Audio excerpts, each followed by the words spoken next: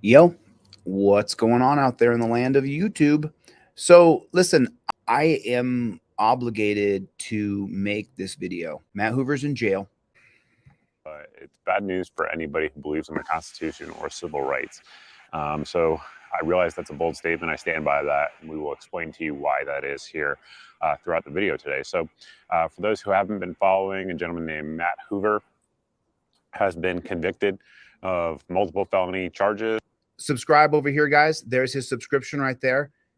Subscribe right here to Mr. Guns Gear and give him a thumbs up on his video. Essentially for doing in-video ads here on YouTube for a product that was deemed legal and then eventually deemed illegal. There are a number of reasons why that conviction could be challenged in appellate court here in the United States because it's a violation of U.S. law in many different ways. We're going to talk about a couple of them here today. I am not an attorney, full disclosure. I do know one of the attorneys that worked on this case, and I know a lot of people who've done a lot of research into this case. So I'm pretty well versed on it. Not certainly an expert, but I know enough to be dangerous, and we're going to walk you guys through some of the elements of what happened in this case and why this is such a gross injustice, what has happened to these two men. We're going to talk primarily about Matt Hoover, who runs a YouTube channel called CRS Firearms. And he made videos up until last week, like literally last week as of when I'm filming this, he was posting videos to YouTube as a free citizen of the United States of America. That has changed as of Friday. And basically, I made some social media posts. If you guys aren't following me on social media, I recommend you do. That's where you typically will see my posts first. I made some posts there when it happened, and I reached out to his wife that evening just to try to figure out how I could help as best I could with the resources that I have at hand. And more will be coming on that down the road here on the channel. So stay tuned for that. Also stay tuned to my social media because Matt has two children, obviously, and a wife. And he was the primary income earner for his family. And now he's literally, as of when you guys are watching this, as of when I'm filming this, he's rotting in a jail cell because of, well, because of some reasons that we'll get into here in just a second. Additionally, another person was sent to prison, has actually been there for over a year and is facing over 100 years in jail. Because of this, the gentleman who I'm referring to owned a company called Auto Key Cards. I'm not sure if that was the name of the company actually, but basically they produced an item called the Auto Key Card. Now, we're going to have to go down a little bit of a rabbit hole here before we can come back to the big picture. So what is an Auto Key Card?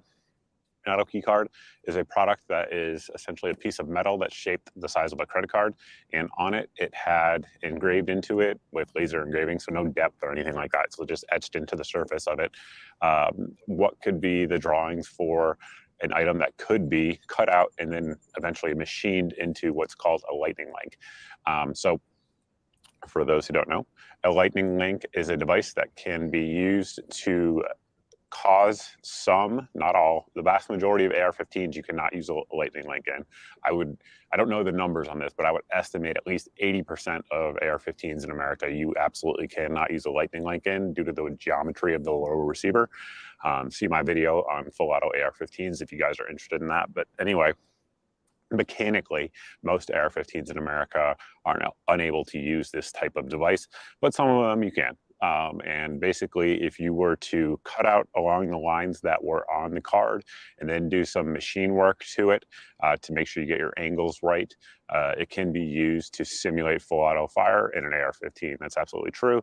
That said, what we have to discuss here is the difference between doing an ad for a product that is not a machine gun, the ATF determined was not a machine gun, and then the act of actually creating a machine gun. Those are very separate things, in my opinion. They should be very separate things for not just the First Amendment reasons, but also for Second Amendment reasons. And so what basically happened was this company was selling these items and the sales weren't that good. They reached out to the folks over at CRS Firearms, Matt, and offered to do in-video ads for his channel. If you guys watch this channel, I do in-video ads all the time. This is something that most of us do because our channels are demonetized, so we have to earn a living one way or another if we want to work in this space. So Matt reached out to his ATF office, and this is not something that's in dispute. No one is disputing the fact that I'm about to tell you. Matt reached out to his local ATF office because Matt was until Friday, I guess, was a licensed firearm dealer, also has what's called a special occupational tax, or a SOT, you'll hear it called. So he has the ability to manufacture machine guns legally with the permission of the ATF and the Department of Justice. So he reached out to his local ATF office, asked if the auto key card was illegal. His local office told him it was not. At that point, he commenced doing in-video ads for this product to drive sales to the auto key card. Now, the auto key card was marketed as a number of different things. Matt did 100% use language like to order it from an IP address that was more difficult to trace, things like that. And I realized it says down here in the caption, Hoover operated a YouTube channel called CRS Firearms, on which he advertised auto key cards in his videos. Hoover stated that laws only work if we follow them, and encourage his viewers to use discreet ordering by mail to purchase auto key cards. Some folks are already typing that down below in the comments. But again, this is the First Amendment. You have the right to say things like that in America. He wasn't calling for violence. He wasn't calling for someone to be murdered. He wasn't calling for some type of injustice against a group of people. He was simply stating how you could order a product in America that was deemed legal by his local ATF office that he verified before he ran the ad in his video. So he did a number of ads throughout, I believe, of course, about a year on his channel. At some point during that time, the ATF put out a letter. The ATF issues opinion letters. For folks that don't know, the ATF issued an opinion letter stating that the auto key cards were illegal. Owning one was illegal. And the reason for that is just to sort of deconstruct that for folks who aren't really up on firearms laws in America.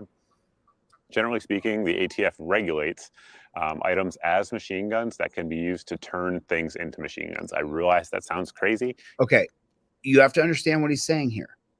He's saying right here that that's a machine gun. That's a machine gun. If this can turn your gun into an automatic weapon, then I'm selling you a machine gun. Listen carefully to what he says here. Because in any other area of law, that would never fly. But that's the way it's been regulated over the years in America. So as an example, on an AR-15, if you have, or better example, on an MP5, if you have an auto sear, so an MP5 is a submachine gun. There are a ton of civilian versions that are semi-automatic only in America, like millions. And if you have the actual sear component, the item that enables the firearm to... So it's a little piece of metal. Fire in select fire or full auto versus semi-auto.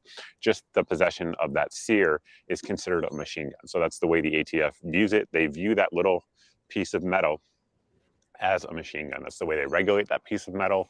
And what they were trying to do here, after Matt had already verified that it was not a problem, was to say that the auto key card is now a problem. And that auto key card itself, the actual device itself, is in fact a machine gun. So, obviously we have machine guns here on the channel, and they're trying to say that a piece of metal that looks like a credit card is now a machine gun. So, okay, at that point, Matt stopped posting ads for it on his channel once it was deemed that way. So that's a very important piece of the case, is that, as an outsider looking at this case, it's hard to say that there was any ill intent in terms of violating the law. But like I said, I know people are already talking about the words he used, and in the press release, the DOJ released it, talking about the words he used. But again, we don't want to talk about that. He's talking about words, just like I'm saying words right now. And ultimately, he is in prison because of words. And so essentially, the ATF issues a statement saying these items are illegal. They arrest the manufacturer of these, send him to jail, and then do an investigation. Prior to that, from what I understand, a bank had turned him in, saying that he was trying to withdraw too much of his own money. Once again, problems in America. If you're trying to withdraw too much of your money, they claim it's structuring to avoid taxes. And that's part of what went into this investigation. In that investigation, they found the payments to Matt. And then, of course, Matt gets arrested. That was over a year ago now, as of when I'm recording this video. And he has been facing charges for over a year. I've texted a couple times with him over the course of that year. However, Matt is not like a personal friend of mine. Again, I know him tangentially because we do the same thing. But essentially, he's been awaiting charges, living in Wisconsin, having to travel down to Florida very frequently, incurring the costs that go into that. A lot of folks got behind, and myself included, a crowdfunder that he put out for his legal fees when it first came up. And the actual crowdfunding site actually suspended his payment, didn't allow it to happen. And that was over 6 figures of income that was withheld from his family that Americans gave to him. Now I'm happy to announce that there is a Give Send Go, and Give Send Go has never been a problem for these types of things. For his take this in again. Put out for his legal fees when it rolled down to Florida very frequently, incurring the costs that go into that. A lot of folks got behind, and myself included, a crowdfunder that he put out for his legal fees when it first came up. And the actual crowdfunding site actually suspended his payment, didn't allow it to happen. And that was over 6 figures of income. 115. Let me make it big so you guys can see it. It says right here, $115,049 that they froze on him when he's fighting for his life.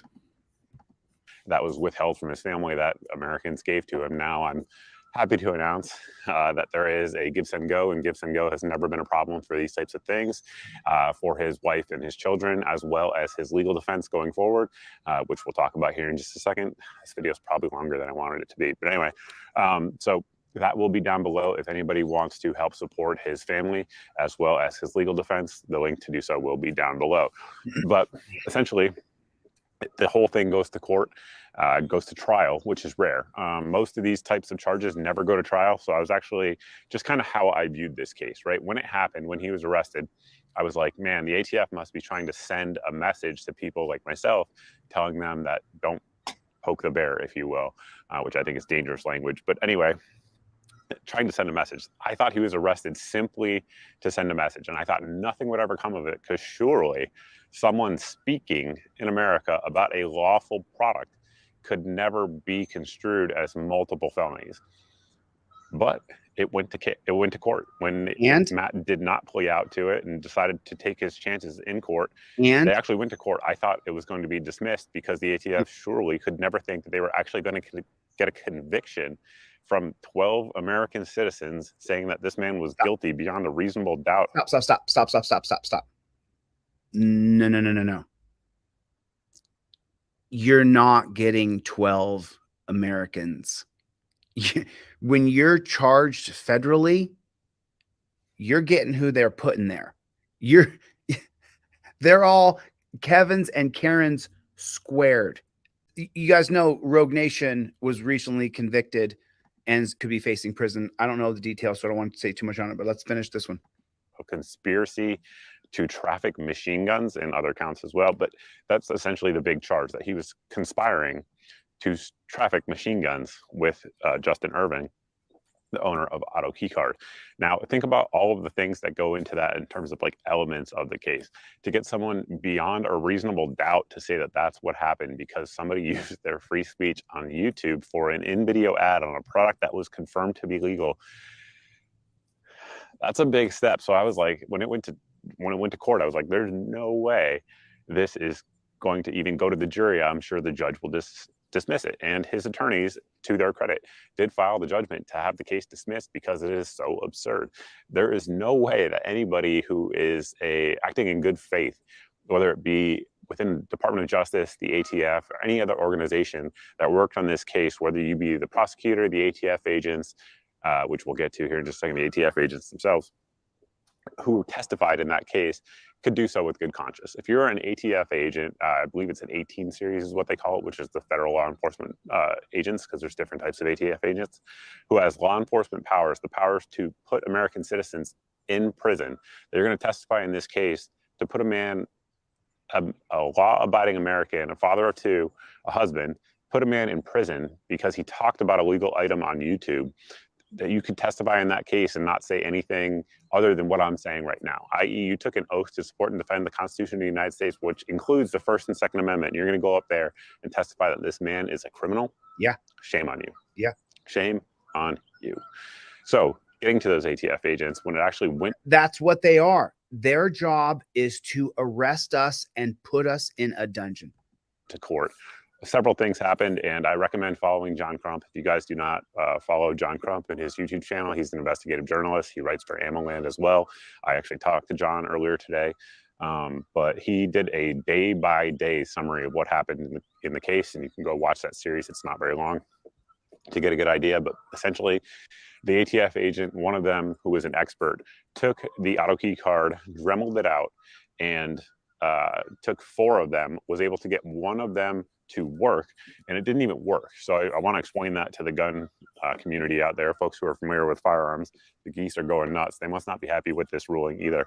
So what they're talking about is he advertised a particular kind of piece of metal that if you were a machinist and you could machine out the laser cuttings that said if you did it like this, you could turn your gun into a machine gun. The ATF bought 4 of them, and they could get one of those 4 when they took it to a machine and they actually tooled it out, which you and I can't do. I can't do that. And then they got one of them to kind of work. That's what he's talking about right here. But the ATF's expert witness, who spent over 40 minutes with a Dremel, according to his own testimony, getting this item to work, modifying it, not in the original form, which is key to this case for folks understanding it, particularly folks who are not familiar with firearms. This is not a readily available item. You cannot just put it in and the gun becomes a machine gun. That's not how it works. Okay, along the bottom of this, there's a caption, and it says, the ATF examined the auto key cards, and a firearm enforcement officer was able to remove the pieces of the lightning link from the auto card using a common Dremel rotary tool in about 40 minutes. When the firearms enforcement officers placed the 2 pieces of the lightning links into an AR-15 type firearm, it converted the semi-automatic firearm to be fully automatic. This man who's an expert in his field with machine equipment to make this thing into a machine gun, could only get one of the 4 to work. And when he got it to work, it didn't actually work. It didn't function in a full auto. What it did was getting hammer follow. So what that means for folks who don't understand how an AR-15 works, basically a full auto one anyway, when the bolt carrier group comes forward, here's our auto sear, the trigger is hooked on it, the bolt carrier, the full auto profile version of it, trips that sear. At that point, the hammer goes forward, strikes the firing pin, the round goes off. That's how a properly functioning select fire AR-15, which is really an M4 or an M16 at that point, functions. And he was not able to do that. What he was able to do was to get the hammer to not hook onto the item that would have been the sear, meaning that the hammer just keeps cycling under spring tension. So it's not actually even functioning in full auto. In fact, many of you who own AR-15s may have had malfunctions where your gun doesn't work correctly due to whatever, having hammer follows. So it's not that it's a full auto item at that point, it's just having a malfunction. So again, took 4 of these items, got one of them to quote unquote work and turn it into a machine gun, and that was used as evidence. Now this man testified, this ATF agent testified against Matt Hoover in this case to lock this person up after unsuccessfully getting 3 of these items, and this man's an expert, 3 of these items to not work, and he's there saying that these items are the equivalent legally of machine guns. So for those people out there who are like law dogs that are like, oh, it's the law, this man had no victims. Nobody was damaged. Nobody was hurt. There was no threats of violence. Matt Hoover hurt no person. 0 persons he interacted with turned their gun into a machine gun and mowed a bunch of people down. There's nobody upset except for the government. What was going through that person's head when they were testifying? I mean, truly, how is that person waking up today free in America? I'm assuming this man has a wife, kids, family. How is that man looking at his wife in the eyes? How is he looking at his children in the eyes, knowing that he just locked up another fellow American citizen for this item? It's shameful. It's absolutely shameful that any federal agent would do this. Continuing on to the precedent that this sets for other people, not just YouTubers, not just gun YouTubers. There's a huge precedent that this is setting. If you think about it, they're saying that an item that is legal, item A, and then they'd say it's not legal when no law passed during that time period. The ATF, as an executive agency, is just saying it's illegal. Yes. And they're saying that somebody who was paid to advertise that item now has committed conspiracy to traffic that item. and is guilty of multiple felonies punishable by over 40 years in prison. That's what they're saying. That's the precedent they're saying. So let's just. Okay, so understand that the item that Matt Hoover was promoting was 100% legal. It was not an illegal item. There was no law written by Congress, signed by the president, that made what Matt Hoover did illegal at all whatsoever. Keep it in my realm here in the YouTube world, in the Second Amendment world, right? So over 10 years, pistol braces, stabilizing braces, a device that is designed to help initially disabled veterans shoot their firearms more accurately, have been declared legal by the ATF. The ATF has issued numerous amounts of letters, opinion letters, stating that they're legal. They are not stocks. They do not turn your gun into an SBR. Well, as you guys know, earlier this year, the ATF said that they do. All of a sudden, magically, after over a decade of being completely illegal, the ATF has said that as of May 31st, if something doesn't happen in the courts, everyone who owns one and hasn't registered it as a short barrel rifle is now guilty of a felony and will be facing up to 10 years in prison. Well, think about someone like myself. I never got paid to do any ads for braces, but if they had offered during the time, I would have. So if they had offered to run ads for stabilizing braces, I absolutely would have done one. I think they're great products. I think they help Americans in a number of different ways. And I truly believe in the folks who are manufacturing the braces. I believe they're doing good work. Okay, so let's give him a shout out one more time. Go over there, tell him Delete Law saying he has 792,000 subscribers, so and this video is 22 minutes long. You want to watch the last 4 minutes? For the citizens of America, and it's a good product. I believe in it. I would have accepted money for an ad for that, but let's just say I did. Then now, as of May 31st, when they're declared illegal, and all of a sudden I would have been conspiring to somehow traffic in short barrel rifles, which is exactly what they're saying Matt did with machine guns. Both of those items are regulated under the National Firearms Act. Both of those items are felonies if you don't have the proper paperwork for them.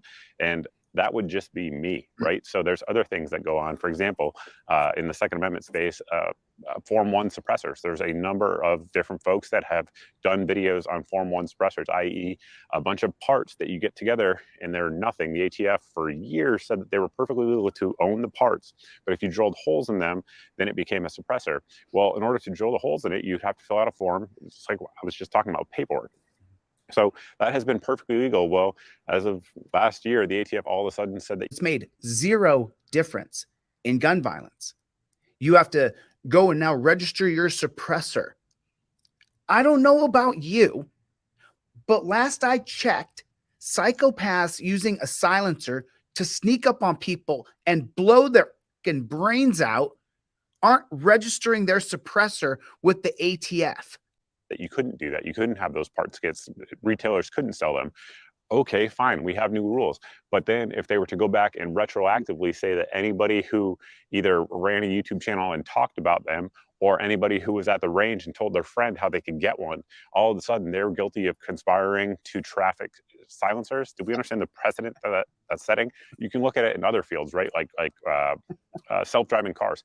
Those are heavily regulated by the federal government, right? If there was a new technology that came out and all of a sudden, all the different regulatory agencies said it was good, and then there was an accident and then they said it was bad, we get that, right? I don't think agencies should have the right to say that, but we all understand the parameters that we work in with our legal system, right? All of a sudden, if they went back to the YouTube car channels who talked about that technology, were those folks all of a sudden guilty of conspiring to traffic in that technology? There's a lot of rabbit holes that this can go down. You guys can see where it can go. It's very, very dangerous. This is an extremely dangerous precedent. And honestly, everyone, that's to get back to my original point in this video, should be very upset about this ruling. I don't care if you are liberal, conservative, whatever, your civil rights are infringed upon by this ruling. Your civil rights are threatened to talk about whatever you want to talk about. The only speech that needs to be projected is objectionable speech, right? I think we all understand that. Anyone who understands the history of liberty and the history of the First Amendment, we want to talk about. The only speech that needs to be projected is that needs to be protected.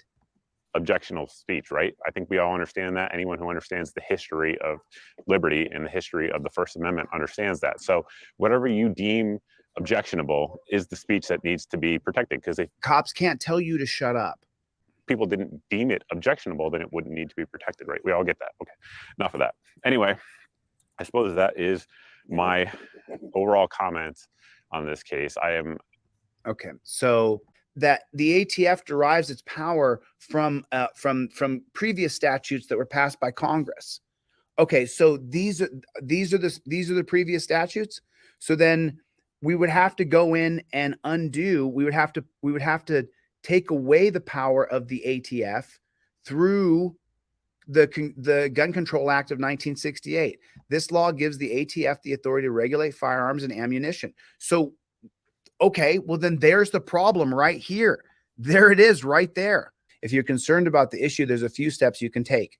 Contact your elected representatives.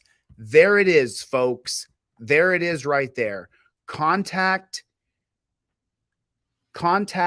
your elected representatives, and we can go full stop on this right here.